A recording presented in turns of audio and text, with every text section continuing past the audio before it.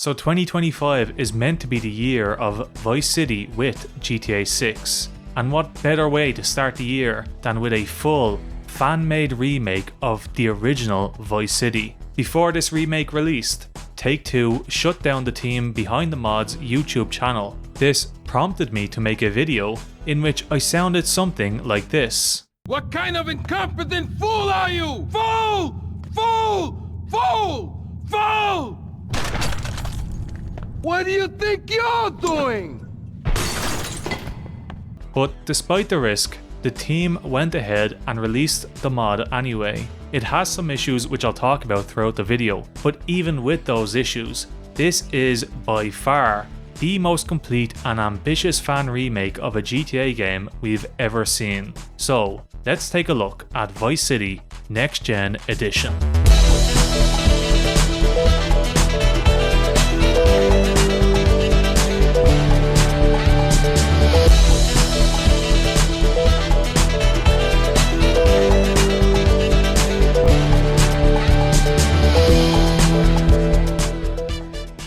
While most projects like this fall short, only getting stuff like the map ported and maybe recreating a handful of missions, if even that far, the biggest feat of this project is that it contains every single Vice City story mission, all remade in the GTA 4 engine.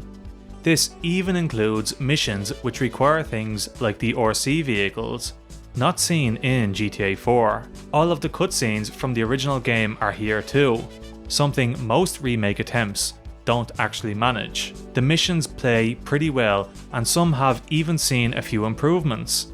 Missions like Demolition Man have an improved explosion once you blow up the construction site.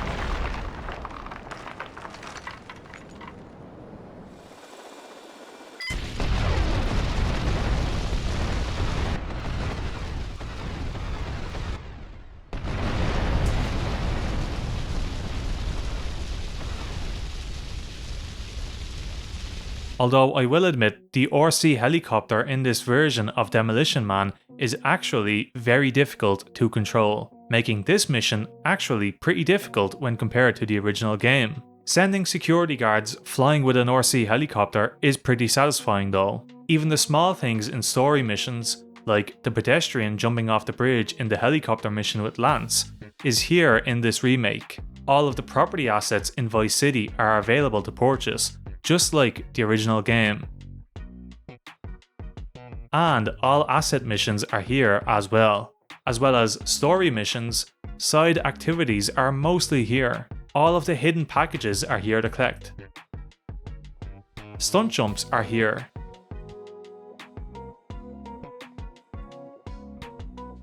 Parked vehicle missions are here as well. And taxi missions, ambulance missions, and vigilante missions are also all available in their respective vehicles.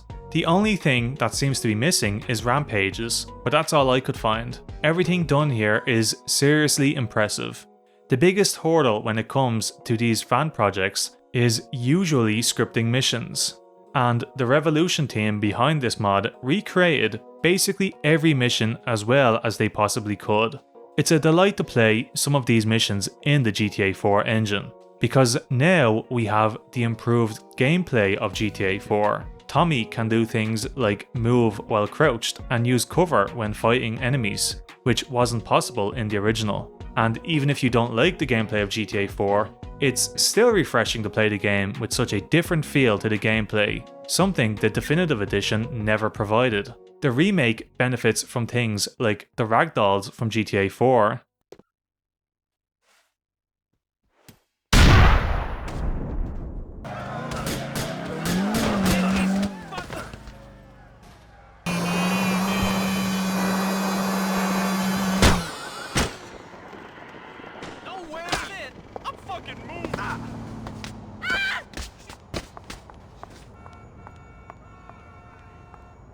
vehicle deformation, and improved blood and gun effects. which make combat a very satisfying experience. My only problem with the gameplay so far is the poor driving. Cars feel too heavy and bikes feel too floaty. You can literally drive on the front wheel on bikes, and cars take ages to stop once you hit the brakes. While this is the GTA 4 engine, I'm sure driving could be changed so it's a closer mix of the original Vice City handling and something a bit more realistic to suit the improved vehicle physics. The hood is mostly the same as GTA 4, but with a Vice City aesthetic. They even have these nice hood elements for different missions, which weren't seen in GTA 4. They're not perfect all the time, but it still looks okay. My only complaints with the hood is that we have no way to see the time. In GTA 4 this was done through the phone, and in the original it was always visible on the hood, but neither are available here. And when we're in places like ammunition, we can't see our money before we actually purchase something. I'm sure both of these could be improved. In terms of Vice City itself, it's mostly the same as it was in the original game, with a few changes. The only additions to the map I can really spot are the ladders and stairways near sections of water, which give the player an opportunity to climb back to land now that Tommy can swim. Oh, and this bridge over to the mainland has pink lights on it, which didn't exist in the original game, but did exist in the original game when playing with the mod Project 2DFX.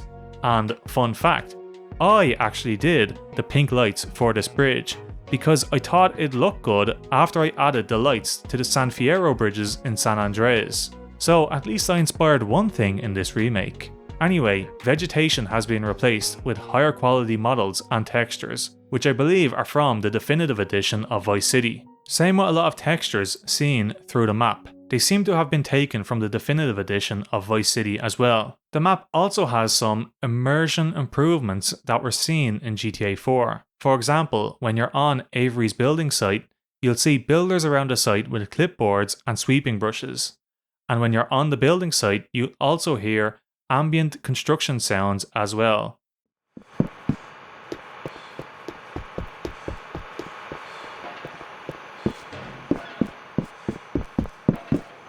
There's similar improvements like this around the map. In the Ocean Drive Hotel, it now has pedestrians in the lobby sitting around on some of the seats and around the tables. A very nice touch. Everything is here, from Easter eggs to the interiors. And speaking of interiors, they've adapted all of the interiors to the same style as GTA 4. So you open doors by walking into them, then you seamlessly enter or exit the interior. This is different to the original game, where you get a quick black screen when entering or exiting interiors. The mod even includes parking spots like GTA 4, and there's one right outside your Ocean Beach hotel to save vehicles. And in terms of vehicles, it's good and bad. Vehicles have been updated to GTA 4 standards, with a lot of them containing actual brake and reverse lights.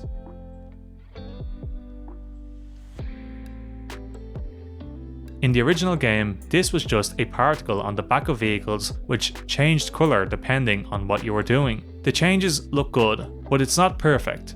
Some vehicles in Vice City have parts which were never seen in GTA 4 vehicles. So, things like the BF injection is missing its animated engine part. The tank also isn't usable as a tank, as GTA 4 never had a tank. And while the Ballad of Gay Tony did, porting it over to GTA 4 probably wasn't plausible for the team.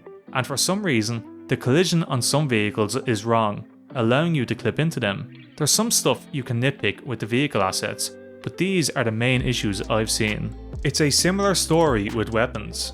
Being able to use things like the Kruger or M60 but with GTA 4's gameplay is very enjoyable. However, because GTA 4 was pretty bare in terms of weapons, some weapons have to be implemented pretty awkwardly. The chainsaw is probably the main example. GTA 4 never had a melee weapon like this, so the chainsaw seems to just act like a normal gun that can only hit people at point blank range. It's very inconsistent to use. The animation for it is pretty clunky, as Tommy will just hold it like it's a gun. And you can also see a bullet tracer a lot of the time when using it. GTA 4 also lacked a weapon like the revolver, so instead it's used more like a deagle in this remake, as there's no revolver animations. One area which I do think the mod needs improvement on is the audio. First off, the music from the original game is here, so we don't need to worry about that. We also get all mission dialogue and cutscene audio too. Down to you. What is your name? Tommy. As well as police radios. We have civilian downtown. That's not. And helicopters. And generic sounds such as menus and pickups.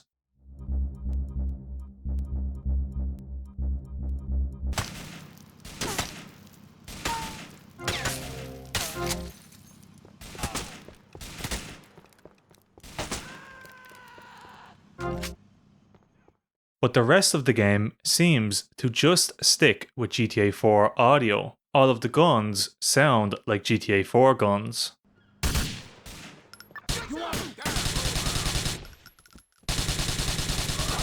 Vehicles sound like GTA 4 vehicles.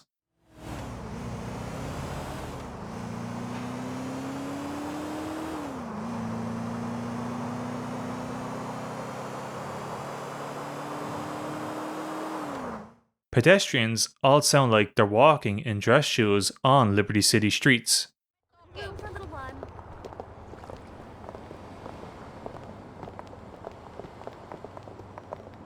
And worst of all, pedestrians keep their GTA 4 dialogue. That being said, Tommy has several lines which I don't believe trigger in the original game. He will speak when driving vehicles and crashing. Come here so I can kill you! He'll get angry and shout during shootouts. You want more? And he'll even scream when falling from heights.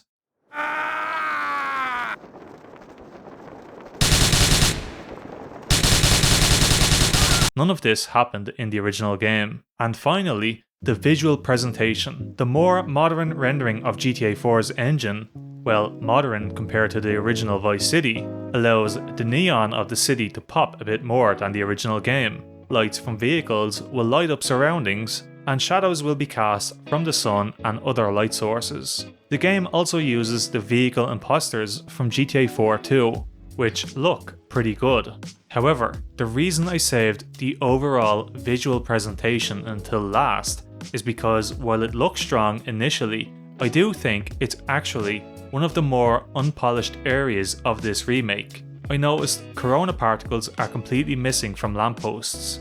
Strangely enough, they're still visible on traffic lights and billboards, so I'm not sure why they're missing here. Lights from some lamps around the map seem to cause shadows to appear directly beneath the lamp, probably because the light is directly inside the model. Random lights reflect on and off in the water at some areas. Buildings often suffer from flickering, and you'll occasionally see the world flashing when moving the camera in some areas. And while not really an issue, the smoke effects from the original are missing as well.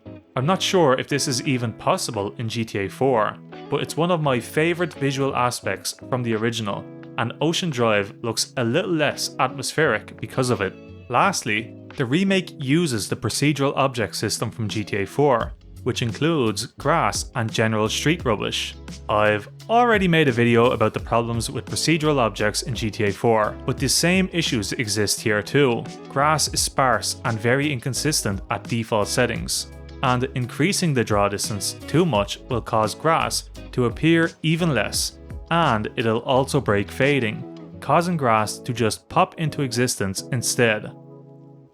Other procedural objects, like the rubbish on the ground, suffer from the same issue, but as well as that, the rubbish appears too dark and looks distracting in the remake if you ask me. I actually think disabling this altogether might be the better idea, as I don't think it suits the city.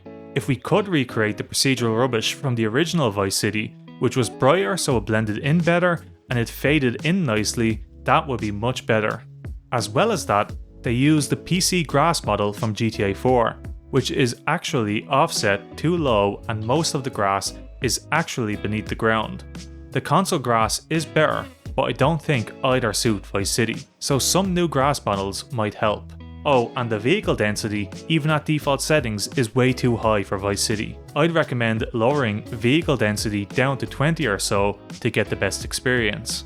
With all that being said, what the team have achieved here is absolutely amazing. There's plenty of things to improve, there's plenty of things to nitpick, but regardless of all that, this fan remake is like nothing we've ever seen before, and the team behind it deserve all of the popularity and love that they've received. We now have a full Vice City remake that the entire modding community can build off of and improve, and I'm very grateful to the team behind this for that. This remake was made with just 4 people, so if they could do this, Rockstar really could have done so much better with the definitive edition. But we've discussed that to death already.